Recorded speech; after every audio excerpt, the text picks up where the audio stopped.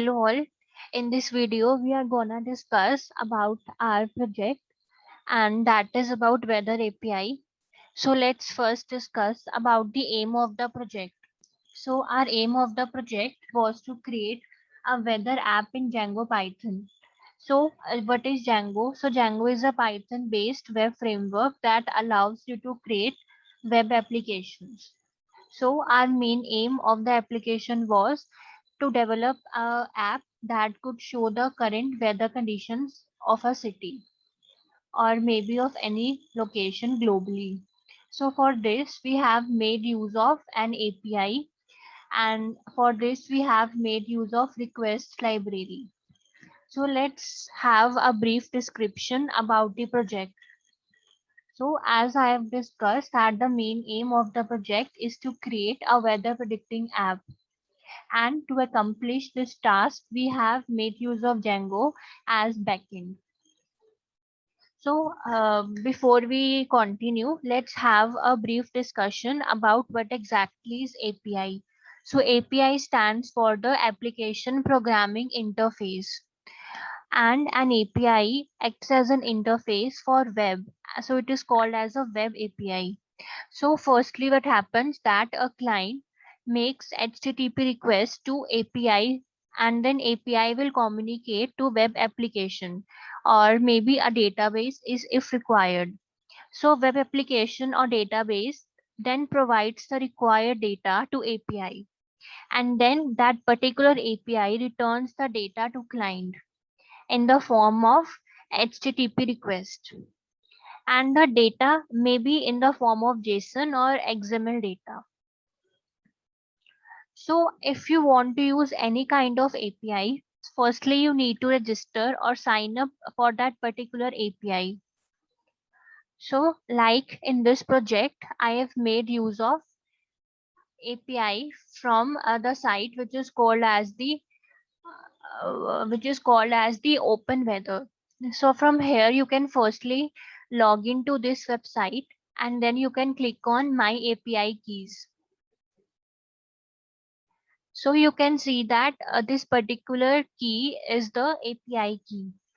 So API key are provided for the authentication purpose. So whenever we need to communicate with server, it makes a request to API with the help of these API keys. And then if finally the API authentication succeeds, then the API will provide us the required data. So as I've told, in order to complete the project, we have made use of Django as a backend. So this is the code for the R project, and in this we have made use of HTML and CSS for the front end part, and Django as the backend part, and then we have used Python Anywhere as our hosting platform. And as we have decided, our expected outcome for the project is get the current weather updates about our entered location. So as I've said that this is our code, so now let's execute this code and see the execution of this in the local host server. So for this, firstly let me activate my Django environment.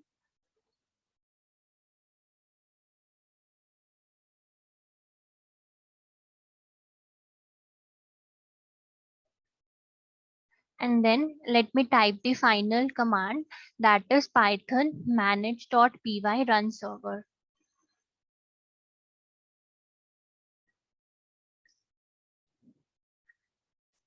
And let's wait for this command to get executed.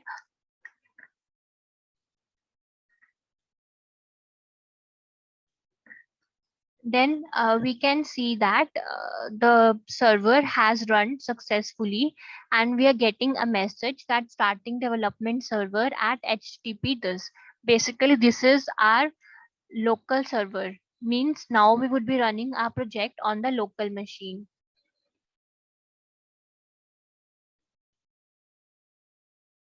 So if I just write that particular address, which is this, and after this if I give my home's URL, and if I click on enter, we could see that we are getting the desired interface that we have designed for this particular project.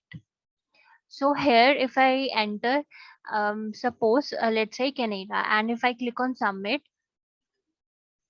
then we could see that we are getting details about particular weather of that place. So let's enter some location of India. Suppose we are entering Rajasthan, and if we click on submit button, then we would be getting all the weather updates about Rajasthan. So in this way, we were running our project on the local machine. But also, as we have used uh, Python Anywhere as our hosting platform, so in order to use that, firstly you need to upload your code on GitHub. So for this, you should be familiar about GitHub and some of the commands of Git, like git init, git add dot, and then finally commit command. So in order to use Python Anywhere, firstly you need to log in to this particular website, and then you can click on add a new web app. Since I've already used one app, which is chakshu2.pythonanywhere.com, and I'm using the free version, so I'm not allowed to add another web app. So firstly we need to go to files, and here we need to go to weather one, and we need to copy this particular address, and then we need to go to web, and then we need to paste that over here, that is the source code. And one of the important part is that firstly we need to go to consoles, and we can go to any of the console. So here firstly we need to execute some of the commands. So firstly we need to clone the code that we have uploaded on the GitHub, and we can do this using this command. So you must be wondering that from where I'm getting this particular address. So you can go to your GitHub and you can click on this code, and you can copy this particular address over there. Okay, and then once this command is executed, then you can run this command in order to make a virtual environment for yourself on this platform. Once this command is also satisfied, then you can just work on your site, and just remember to change this version according to your Python, and you can also set a name for your virtual environment. And then you have to install pip install Django, and then according to your project you can install other requirements. Like in my project, as I said that I would be using request library, so I have run this command, that is pip install library. So once all of these things are completed, then you can simply go to files. Firstly you need to go to web, and from here we have already updated the source code, and then you can go to this virtual environment, and to get this path you need to go to files, and then click on this dot virtual environment and slash forward slash, and once you click on it you need to click on chakshu this again,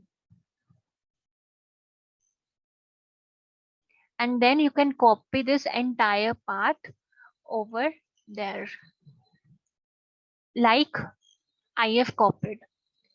And then one of the most important step in this whole procedure is that you need to go to this Wsgi configuration file. So once you click over this file,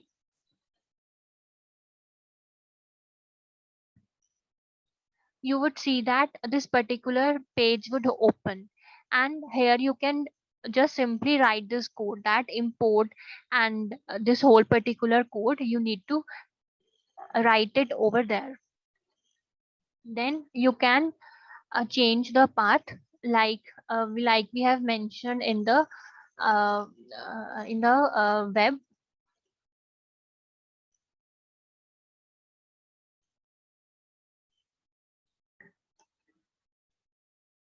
This particular path, you have to simply paste that thing over there. And also you need to set this weather dot settings path.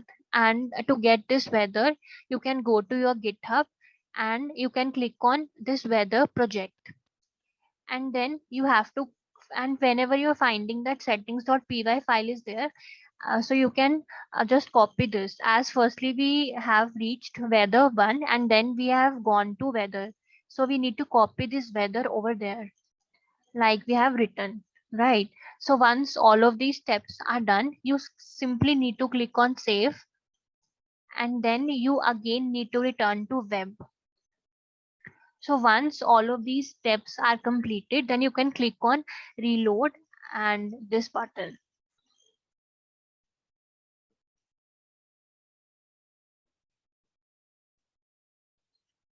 And also one of the important step is that you need to go to files and you need to go to weather 1, and over here again to inner folder, that is weather, and click on this settings.py. So you have to ensure that before running the server, you need to change this allowed host, and you should put this asterisk mark over here, so that you have allowed the host to run this particular application. Otherwise you would receive error of disallowed host. So once this step is done, you can again click on save, and you can then go to web. Again you can reload the changes that you have done, and then you can click on configuration for chakshu2.pythonanywhere.com. So once you click on that, you would see that again we are getting the same interface that we were getting while running this application on the local server machine. So, but this time our address is chakshu2.pythonanywhere.com, and it would also function in the same way as it was working earlier. So like if you search for this, then it would give us all the details about the weather. So that was all in the video. Hope you have enjoyed our project on weather API, and you have learned something about what are APIs, what is Django. So thank you so much for watching this video.